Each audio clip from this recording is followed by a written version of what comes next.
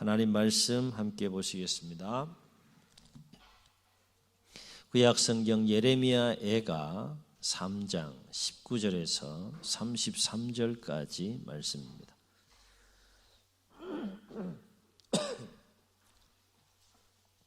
구약 성경 예레미야 애가 3장 19절에서 33절까지 말씀입니다. 구약 1147면쯤에 있습니다. 교독하십니다. 내 고초와 재난 곧 쑥과 담즙을 기억하소서.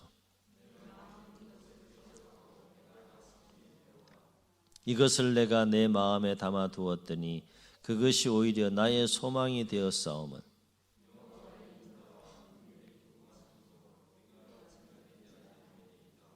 이것들이 아침마다 새로우니 주의 성실하심이 크시도소이다.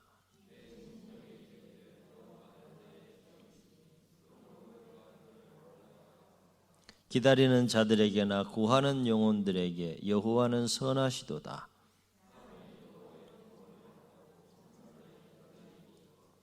사람은 젊었을 때 멍에를 매는 것이 좋으니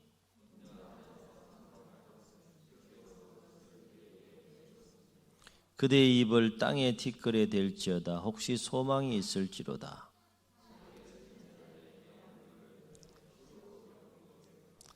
이는 주께서 영원하도록 버리지 아니하실 것임이며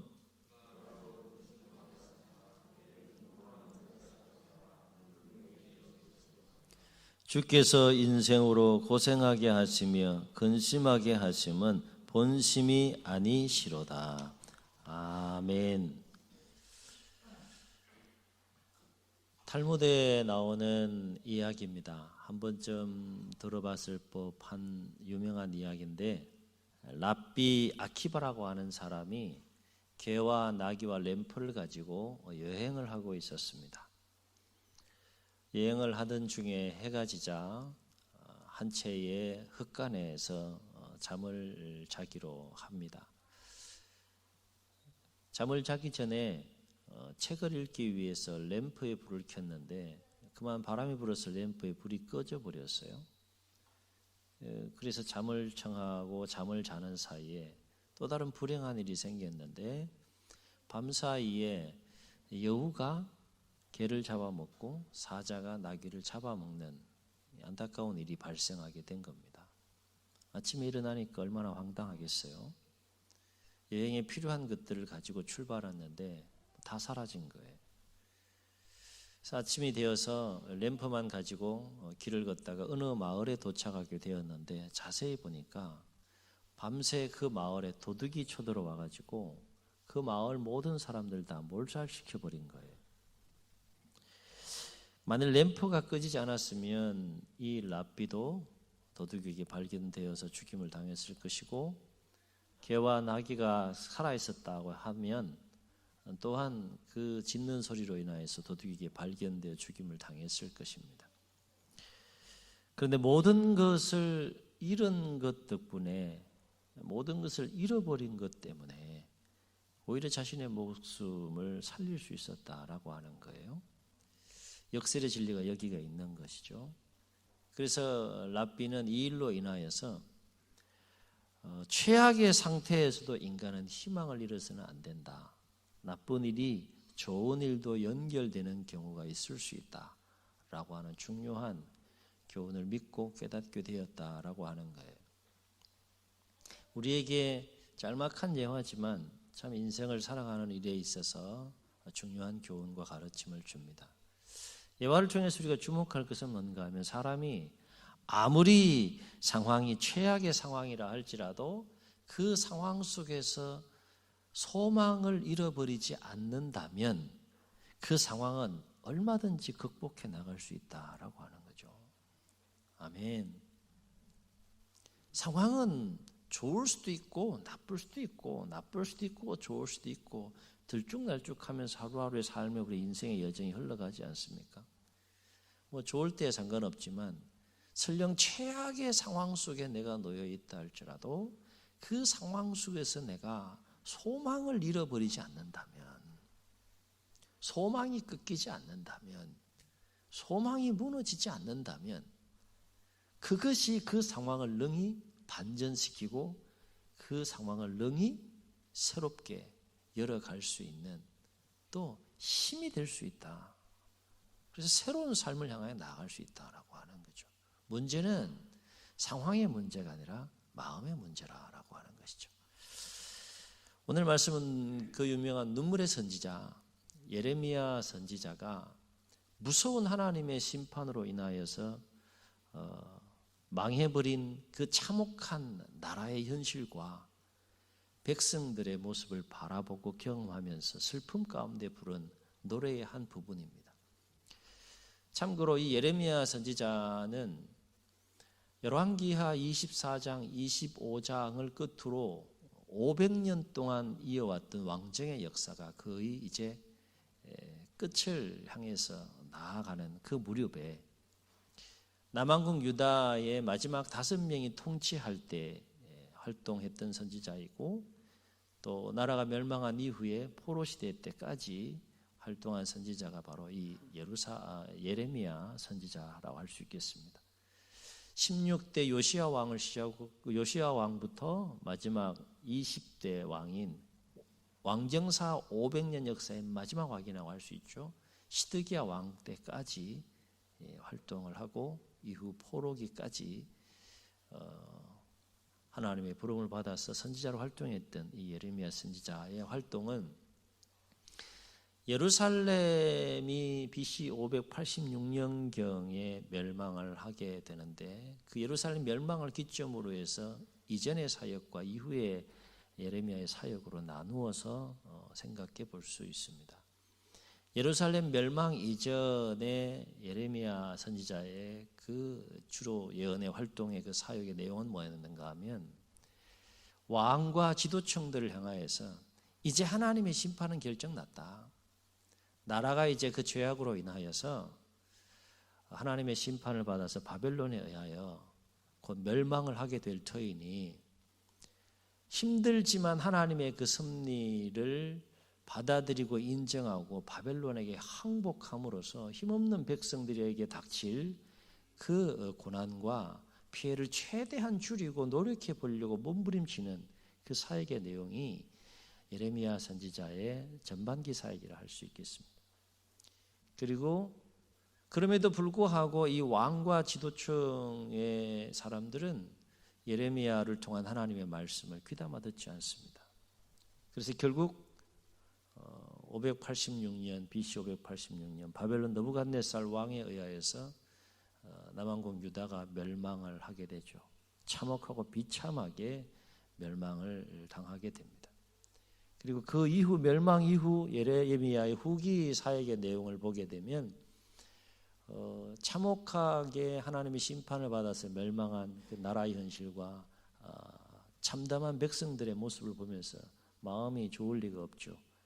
말할 수 없는 고통과 아픔과 슬픔에 이 예레미야가 빠지면서 눈물을 흘리게 됩니다.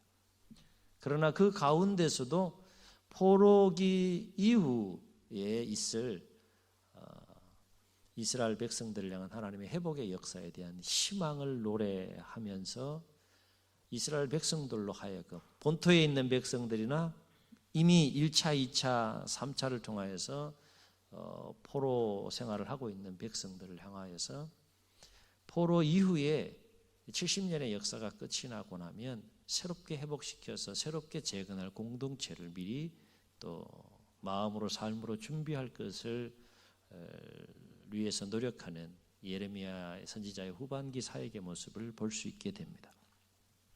이러한 맥락에서 총 5장으로 되어 있는 이 예레미야 애가는 앞서 언급한 것처럼 BC 586년 바벨론 느부갓네살 왕에 의하여 예루살렘이 초토화되었을 때, 완전히 초토화되었을 때 그 참혹한 현장을 목격한 예레미야의 슬픈 노래가 바로 이 예레미야 애가라고 할 수 있겠습니다.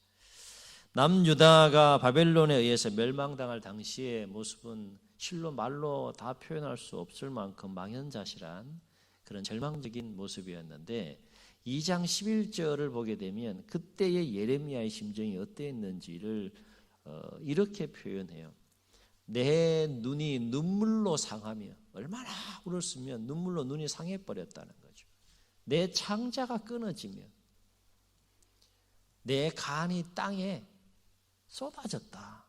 간이 땅에 쏟아지고 창자가 끊어지고 눈물로 눈이 상할 만큼 고통스럽고 힘겨운 참담한 그 멸망을 당했을 때의 모습이었다라고 하는 것이죠. 예레미야가 1장과 2장에 보게 되면, 이번 주에 좀 시간을 내셔서 5장에 걸친 이 예레미야 예가를 한번 쭉 읽어보시면 좋겠는데, 예가 1장과 2장에 보게 되면 당시의 참담한 상황에 대해서 예레미야 선지자가 노래하는 내용을 보게 됩니다. 이를테면 바벨론의 느부갓네살 왕에 의하여서 예루살렘이 완전히 정복당하자 제일 먼저 한 것이 뭔가 하면 여호와의 성전과 왕궁을 불살라 버립니다. 이스라엘 백성들에게 있어서 하나님의 임재를 가장 강력하게 느낄 수 있는 상징물이 바로 이 성전이라 할 수 있는 것이고 또 왕궁이라 할 수 있는 것이죠. 그 여호와의 성전과 왕궁이 완전히 불살라 버리고, 그리고 예루살렘 성에 있는 모든 집들을 다 불태워 버립니다. 그 장면을 한번 생각해 보세요. 그리고 성 사면의 모든 성벽을 다 무너뜨리고 완전히 헐어버립니다. 그러한 상황 가운데에서 성전에 있던 기구들을 깨뜨리거나 또 은과 금과 녹그릇을 바벨론으로 가져가는 일을 자행하게 됩니다. 아울러서 왕정사의 끝자락의 마지막 왕인 시드기야 왕은 두 아들이 자기가 보는 눈앞에서 죽임을 당하고 그 자리에서 두 눈이 뽑힌 지 백성들과 함께 포로로 끌려가게 되고, 그 땅에 남아있는 모든 백성들은 비참하게 죽어갑니다. 거리에는 이리저리 나뒹구는 시체들로 가득했다라고 했고, 그래서 온 예루살렘 성에는 시체가 타는 냄새가 진동을 하고 어린아이의 울음소리가 그리고 노년들의 탄식 소리로 가득 찼다라고 그렇게 노래합니다. 여러분, 이 하나님의 백성이 그 죄악으로 인해서 무서운 하나님의 징계와 심판으로 말미암아서 이방의 나라에 침략을 당하여서 무참히 짓밟히고 그 땅이 초토화된 가운데 쓸만한 사람들은 다 포로로 끌려간 이 참담한 비통한 그 현장을 예레미야가 바라보면서 그 마음이 얼마나 괴롭고 고통스러웠겠는가라고 하는 거예요. 그래서 오늘 3장 19절로 20절에 보게 되면 이 예레미야 선지자는 뭐라고 그 심정을 하나님께 토하면서 탄식하고 기도하는가 하면 이렇게 탄식하면서 기도하죠. 내 고초와 재난, 그 쑥과 담즙을 기억하서 그만큼 마음이 쓰다는 거죠. 쓰라리라는 거죠.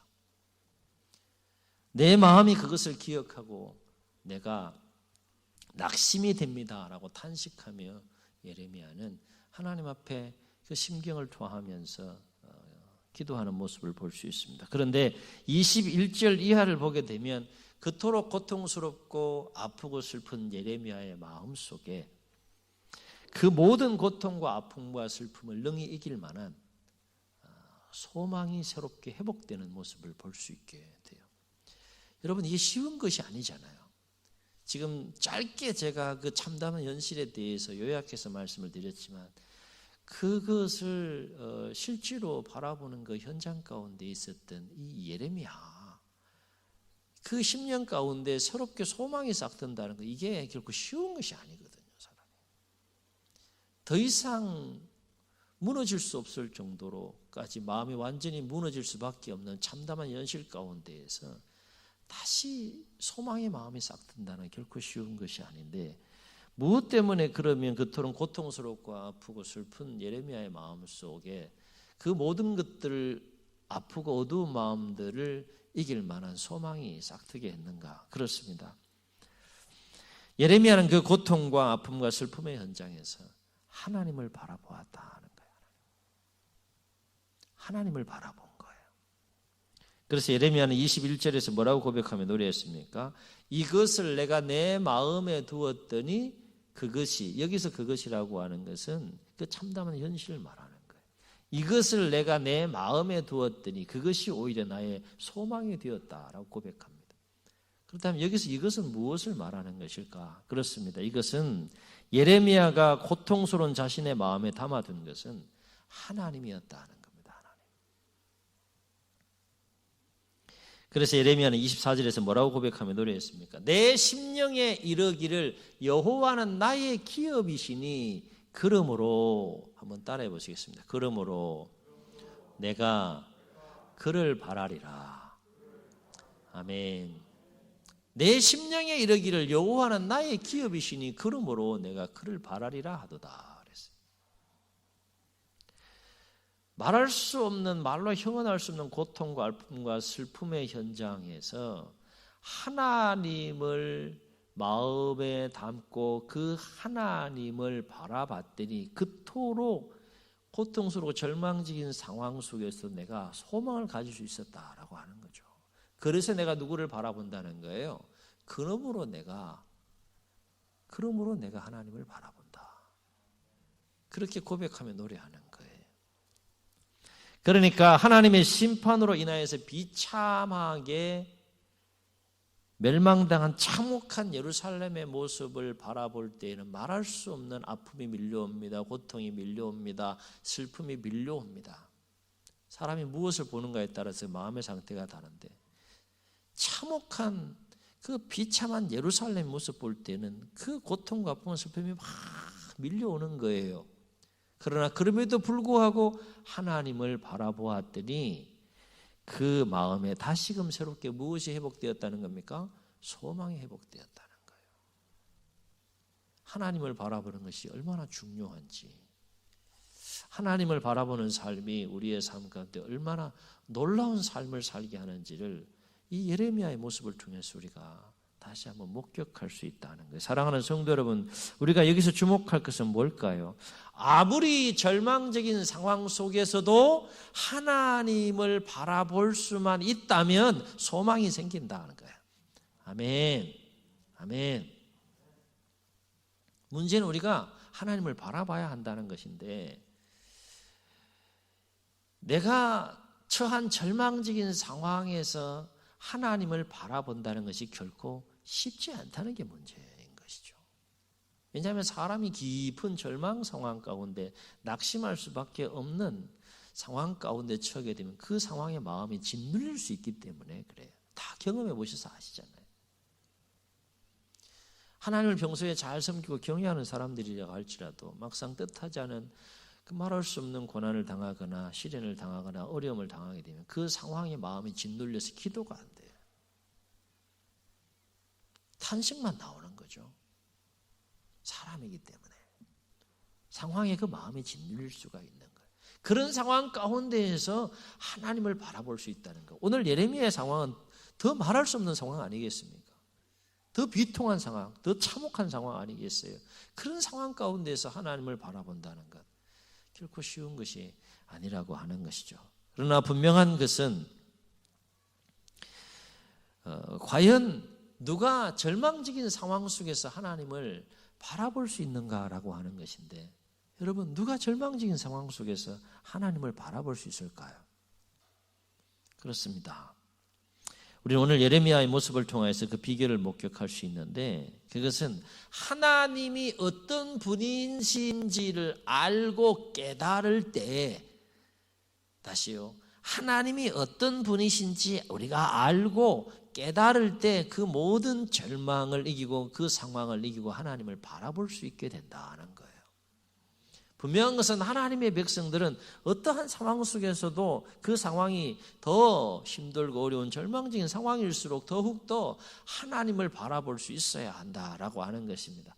그럴 때 하나님이 주시는 하나님으로부터 오는 그 소망으로 인하여서 그 모든 절망을 이기고 하나님의 자녀와 백성답게 삶을 살아갈 수 있기 때문에 그렇습니다. 아멘. 그렇다면 예레미야 선지자가 말할 수 없는 고통과 절망 가운데에서 알고 깨달은 하나님은 어떤 하나님일까라고 하는 거예요. 오늘 말씀을 통해서 예레미야는 자신이 그 말할 수 없는 참혹한 그 현장 가운데에서 비통함을 느끼는 가운데서도 자신이 알고 깨달은 하나님의 모습에 대해서 두 가지 모습을 우리에게 소개하는데, 첫째는 하나님은 인자와 긍휼이 무궁하신 분이시다는 것입니다. 이거는 놀라운 사실이에요. 영적인 안목에서 보면 하나님이 그런 내가 믿고 내가 신뢰하고 내가 섬기고 내가 경외하는, 내가 아버지라 부르는 그 믿음과 섬김과 경배의 대상이 되는 그 하나님의 인자와 긍휼이 끝이 없고 무궁한 분이라고 하는 것은 우리에게 놀라운 은혜인 거예요. 인자를 베푸는 일에, 사랑을 베푸는 일에, 긍휼을 베푸는 일에 제한이 없는 분이시라는 것이죠. 이 말은 곧 우리가 죄악으로 인해서이건 아니면 하나님의 선한 섭리와 경륜으로 인해서이건 어떤 이유에서든 간에 우리가 겪게 되는 고난의 상황 속에서 우리가 낙심하거나 우리가 절망하지 않고 오히려 소망을 가질 수 있는 까닭은 무엇인가 하면, 인자와 긍휼이 무궁하신 하나님께서 우리에게 그 인자와 긍휼을 베풀어 주실 수만 있다면 그 어떤 절망적인 상황도 오히려 기쁨이 넘치고 희망이 넘치는 삶으로 뒤바뀔 수 있기 때문이다 하는 거예요. 하나님의 인자, 무궁한 인자와 긍휼이 임하시기만 하면 그 상황은 언제든지 뒤바뀔 수 있기 때문에, 그러한 하나님에 대해서 우리가 알고 깨달을 때 상황은 더 이상 문제가 되지 않는다는 거죠. 소망을 갖고 그 상황을 이겨나가는 일에 있어서 더 이상 상황은 문제가 되지 않는다는 거예요. 무엇이 그토록 사람의 심령을 강하게 만들고 그토록 그 삶을 위대하게 세워가게 한다는 겁니까? 하나님이 어떤 분인지를 알 때, 하나님이 어떤 분인지를 깨달을 때, 그 하나님의 인자와 긍휼이 무궁하신 분이시라는 것을 깨달을 때 우리는 그 하나님을 마음에 담고 예레미야처럼 하나님을 바라볼 수 있게 되고 그 하나님으로부터 오는 소망을 갖게 될 수 있다는 거예요. 아멘. 이거는 하나님의 자녀와 백성들만이 누리고 경험할 수 있는 은혜 아니겠습니까? 이건 어떻게 설명할 수 있는 부분이 아니에요. 해보셔야 되는 거예요. 힘이 들죠. 왜 안 힘들겠어요? 사람이 절망이 막 파도처럼 밀려오는데 감당할 수 없는, 내 힘으로는 어떻게 감당할 수 없는, 그토록 말할 수 없는 고통과 아픔과 슬픔이 밀려오는데, 그 가운데에서 하나님을 바라볼 때 하나님으로부터 오는, 하나님이 주시는 소망이 넘치는 것을 어떻게 설명할 수 있겠어요? 경험해 보셔야 되는 거예요. 꼭 경험할 수 있기를 주의 여러분 축원합니다. 그렇다고 일부러 막 그 어려운 상황을 사모하실 필요는 없어요. 하나님, 내가 그 경험해 보고 싶은데 나에게도 한번 큰 어려움을 한번 주십시오. 이렇게 기도할 필요는 없다는 거지. 하나님 알아서 다 하시니까.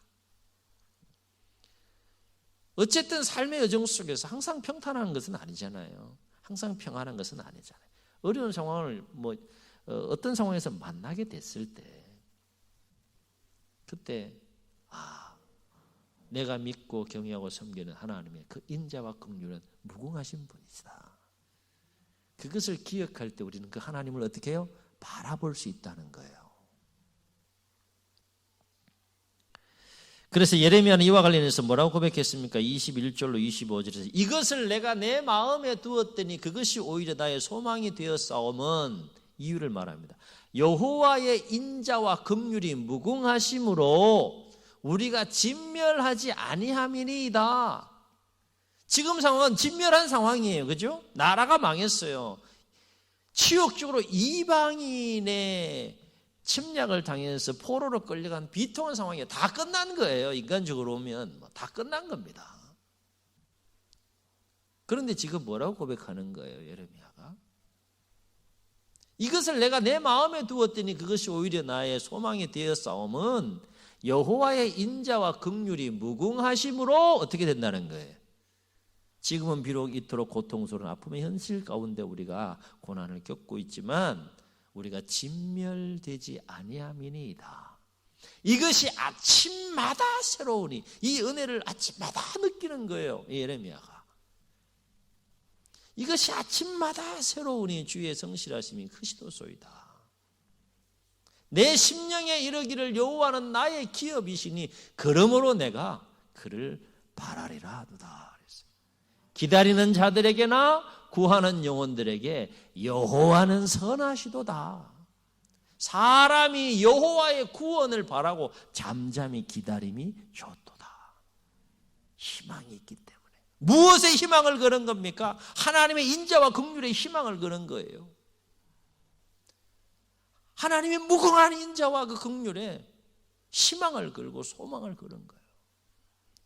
그러니까 인내할 수 있는 거죠. 감당할 수 있는 거죠. 견딜 수 있는 거죠. 기다릴 수 있는 거죠. 또 한 가지 예레미야가 알고 깨달은 하나님의 모습은 무엇일까? 두 번째, 그 아픔과 슬픔과 고통 가운데에서 예레미야가 알고 깨달은 하나님의 모습은 어떤 모습인가 하면 인생으로 하여금 고생하고 근심케 하시는 것이 하나님의 본심이 아니라는 것을 알고 깨달았습니다. 사람이 살다 보면 고난을 겪을 수 있고 근심할 수밖에 없는 상황들을 만날 수 있는데, 그렇게 인생으로 하여금 고난을 겪게 하시고 근심하게 하시는 것이 하나님의 본심이 아니라는, 그러면은 본심이 아니라는 건 본심이 따로 있다는 거예요, 없다는 거예요? 따로 있다는 거예요. 그 본심이 뭐냐라고 하는 거죠. 인생으로 하여금 고난을 겪게 하시고 근심하게 하신 하나님의 본심은 그럼 뭘까? 우리는 나라가 망한 이후의 역사를 이후의 역사를 보게 되면, 오늘 택한 백성들로 하여금 말할 수 없는 고난을 겪게 하시는 그 하나님의 본심이 무엇인지를 알 수 있는데, 크게 두 가지 하나님의 본심을 우리가 볼 수 있어요. 첫째는 사랑이라는 거예요. 하나님의 본심은 우리의 삶을 어떻게 주관해 가시고 인도해 가시든지 간에 그 하나님의 우리를 향한 본심은 사랑이라는 거예요. 사랑. 그러니까 하나님의 징계는 택한 백성들을 향한 또 다른 사랑의 표현 방법이라는 것이죠. 이거는 자녀들이 잘못된 길로 갈 때 부모가 사랑으로 징계하는 것과 똑같은 이치라는 거예요. 그래서 우리가 징계로 인하여서, 고난으로 인하여서 낙심하거나 절망하거나 넘어지지 않으려면 그 징계와 그 고난이 하나님의 나를 향한 또 다른 사랑의 표현이라는 것을, 하나님의 본심이 사랑이라는 것을 알고 깨달을 때 더 이상 그 징계와 고난은 나를 넘어뜨리는, 나를 실족하게 하는, 나를 낙심케 하는, 나를 절망하게 하는 것이 될 수 없다라고 하는 것이죠. 하나님의 본심은 어디에 있다는 겁니까? 사랑이라는 거예요. 한번 조용히 한번 따라서 고백해 보시겠습니다. 나를 향한 하나님의 본심은 사랑이다. 어떻게 내 인생을 주관해 가시고 끌고 가시든지 간에 그 모든 상황 속에서 하나님의 사랑을 내가 느끼는 거예요. 하나님의 본심을 발견하고 느끼고 경험하는 거죠. 왜 넘어지겠습니까? 사랑을 느끼는데 왜 넘어지겠어요? 아프지만 일어나는 거예요. 고통스럽지만 일어나는 거고, 슬프지만 견디고 감당해낼 수 있는 거예요. 그게 사랑의 힘 아닙니까? 자식이 사랑하는 마음을 가지고 부모의 매를 맞으면서 그 사랑을 느낀다면, 매를 맞으면서 오히려 더 깊은 사랑을 느끼고 경험하는 것이 그게 맞는 것이지, 아프다는 것만 생각해서 아버지가 나를 때려, 아버지가 나를 징계해, 그것만 생각하면 반드시 넘어지게 되는 것이죠. 하나님의 자녀와 백성들에도 시련이 있을 수 있습니다. 고난이 있을 수 있습니다. 코로나19의 상황, 우리는 전혀 상관없는 것이다, 그런 거 아니잖아. 모두에게 다 해당되는 거 아니겠어요? 믿는 자이고 믿지 않는 자이고. 그래서 예레미야 선지자는 이와 관련해서 뭐라고 노래했습니까? 32절 33절, 그가 비록 근심하게 하시나 그의 풍부한 인자하심을 따라서, 그가 비록 근심하게 하시나 뭐하게 하신다고요? 우리로 하여금 근심하게 하신다는 거예요. 고난을 겪게 하신다는 거죠. 그가 비록 근심하게 하시나 그걸로 끝나는 것이 아니라는 거예요. 그의 풍부한 인자하심을 따라 긍휼히 여길 것임이라. 주께서 인생으로 고생하게 하시며 근심하게 하는 것이 본심이 아니시로다. 아멘. 하나님의 본심을 우리가 알아야 된다. 또 한 가지 고난과 근심을 갖게 하신 하나님의 본심은 뭘까? 회복이라는 겁니다. 이유 없이 하나님께서 매를 대시는 것이 아니라는 거예요. 이유 없이 우리로 하여금 고난의 상황 속에 거하게 하시는 분이 아니시라는 거예요. 하나님의 본심은 어디에 있다는 겁니까? 야, 너 좀 회복될 것이 있다. 그 얘기죠. 이제 좀 회복하자 다시, 그 얘기죠. 무엇이 회복되기를 원할까요? 우선적으로 하나님과의 관계가 새롭게 회복되기를 원하시고, 무엇이 회복되기를 원하실까요? 하나님의 자녀로서 서로의 관계가 회복되기를 원하신다는 거예요. 오늘 이스라엘 백성들이 포로 가운데 70년 동안 삶을 살고 돌아오면서 징계 가운데 회복되기를 원하시는 것은 첫째, 하나님과의 관계가 새롭게 회복되기를 원하는 거고요. 너희들끼리도 하나님의 자녀와 백성으로서 치고받고 싸우고 또 상처와 아픔을 주고 짓누르고 고통을 당하고 그런 그 불의한 일들이 하나님 보시기에 악하게 보여서 결국에는 매를 맞은 거 아닙니까? 그거 회복하자.